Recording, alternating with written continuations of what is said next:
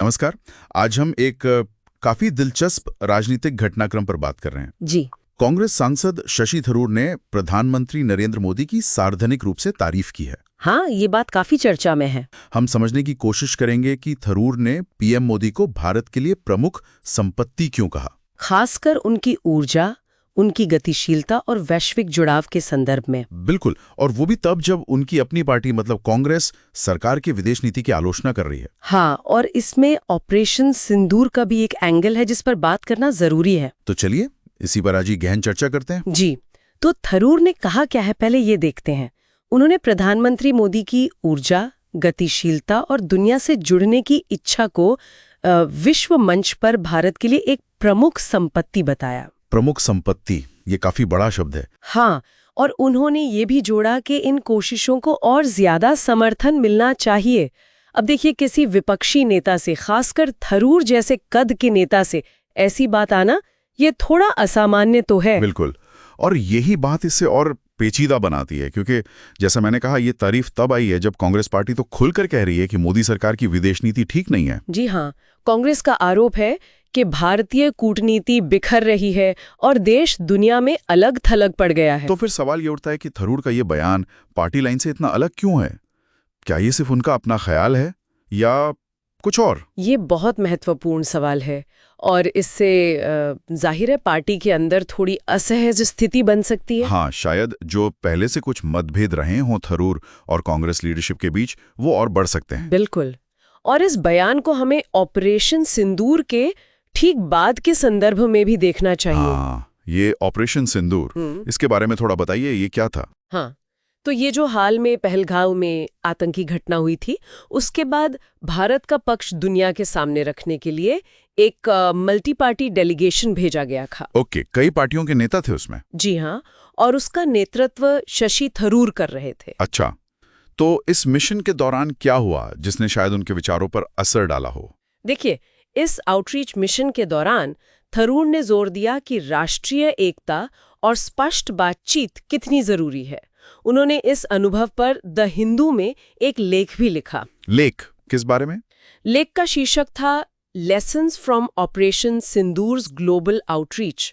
और दिलचस्प बात यह है कि इस लेख को प्रधानमंत्री कार्यालय मतलब पीएमओ ने भी एक्स पर शेयर किया। अरे वाह, पीएमओ ने शेयर किया है तो वाकई गौर करने वाली बात है। जी, ये अपने आप में एक संकेत देता है शायद। इस मिशन में कोई खास कूटनीतिक चुनौती भी आई थी क्या? हाँ, एक घटना हुई थी कोलंबिया के साथ।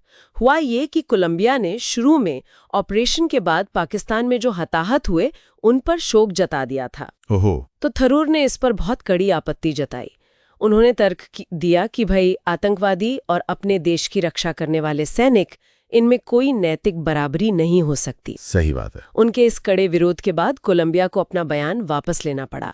तो ये दिखाता है कि थरूर ने कैसे भारत का पक्ष मजबूती से रखा। तो उन्होंने अंतर्राष्ट्रीय स्तर पे तो भारत का पक्ष अच्छे से रखा, लेकिन जब वो वापस आए और उन्होंने वो लेख लिखा, तो क्या अपनी ही पार्टी में कोई रिएक्शन हुआ? बिल्कुल हुआ। खबरों के मुताबिक थरूर को अपनी ही पार्टी के कुछ सहयोगियों से आलोचना सुननी पड़ी। किस बात पर? कहा गया कि उन्होंने उस आउटरीच के दौरान यूपीए शासन के समय जो सर्जिकल स्ट्राइक हुई थी, उनकी प्रभावशीलता पर सवाल उठाए और मौजूदा सरकार के तरीके की तारीफ की। अच्छा, ये बात तो कांग्रेस के नेताओं को पसंद नहीं आई होगी। जाहिर है, हालांकि थरूर ने इन आरोपों को खारिज किया। उन्होंने कहा कि उनके बयानों को तोड़ा मरोड़ा जा रहा है और उन्होंने लीडरशिप के साथ किसी बड़ी दरार की बात को भी कम महत्व दिया। लेकिन हाँ, मतभेद है, ये माना। और जाहिर सी बात है, इस पूरे मामले पर भारतीय जनता पार्टी मतलब बीजेपी ने भी कुछ कहा होगा। हाँ, क्यों नहीं।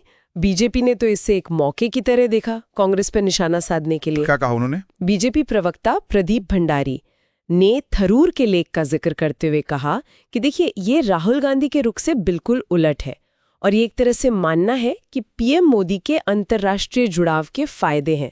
मतलब उन्होंने इसे कांग्रेस के अंदरूनी अंतर्विरोध की तरह पेश किया। समझ गया। तो ये सब प्रतिक्रिया और विवाद अपनी जगह हैं। क्या थरूर ने भारत की विदेश नीति के भविष्य को लेकर कोई बड़ा संदेश या विजन भी दिया है? हाँ, अपने उसी लेख में उन्होंने भारत की भविष्य की ग्लोबल स्ट्रैटेजी के लिए 3 की पर जोर दिया। 3 टी वो क्या है? टेक यानी टेक्नोलॉजी, ट्रेड यानी व्यापार और ट्रेडिशन यानी परंपरा। उनका मानना है कि ये तीनों मिलकर भारत की सॉफ्ट पावर और आर्थिक ताकत के मुख्य स्तंभ बन सकते हैं। ये दिखाता है कि वो विदेश नीति को काफी व्यापक नजरिए से देखते हैं। ठीक है, तो अगर हम इस पूरी चर्चा को समेटें, शशि थरूर ने, जो कांग्रेस के सांसद है, अचानक प्रधानमंत्री मोदी की ऊर्जा और ग्लोबल आउटरीच की तारीफ की, उसे भारत के लिए संपत्ति बताया। हाँ, जो उनकी पार्टी कांग्रेस के आधिकारिक रुख से काफी अलग है। और ये सब हुआ ऑपरेशन सिंदूर नाम के एक अहम डिप्लोमेटिक मिशन के ठीक बाद, जिसमें थरूर ने लीड रोल निभाया था। बिल्कुल, और जिसके लिए उन्हें पार्टी के अंदर ही कुछ आलोचना भी झेलनी पड़ी। और फिर बीजेपी ने इस स्थिति का राजनीतिक फायदा उठाने की कोशिश की। एकदम सही सारांश है। और यह हमें इस सवाल पर सोचने के लिए मजबूर करता है कि जब राष्ट्रीय हित और विदेश नीति जैसे मुद्दे आते हैं तो पार्टी के प्रति वफादारी और एक नेता के अपने व्यक्तिगत विचार या अनुभव, इनके बीच संतुलन साधना कितना मुश्किल हो सकता है। हाँ, ये वाकई एक बड़ा सवाल है। क्या किसी एक नेता के व्यक्तिगत प्रयास, भले ही वो पार्टी में विवादित हों, क्या वो दुनिया में देश की छवि को असल में प्रभावित कर सकते हैं, सकारात्मक या नकारात्मक रूप से?